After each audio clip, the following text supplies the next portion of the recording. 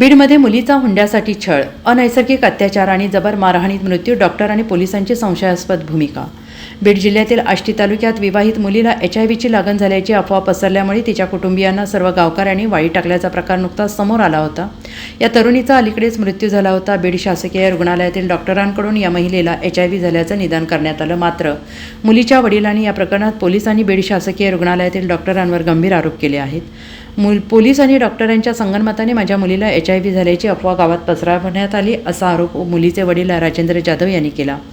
राजेंद्र जाधव यांची मुलगी श्रद्धा हिचे 2023 साली आष्टी तालुक्यातील बालाजी वडेकर यांच्याशी लग्न झाले. मात्र हुंड्यासाठी सासरी तिचा छळ सुरू होता. जावई बालाजी वडेकर, सासरे राजेंद्र वडेकर, दीर विशाल वडेकर, जाऊ वैशाली विशाल वडेकर, ननंद भाग्यश्री विटकर आणि राजश्री पवार यांच्याकडून श्रद्धाचा 2 लाखांच्या हुंड्यासाठी छळ झाला. श्रद्धावर अनैसर्गिक पद्धतीने अत्याचार करण्यात आले, तसेच तिला जबर मारहाण झाली.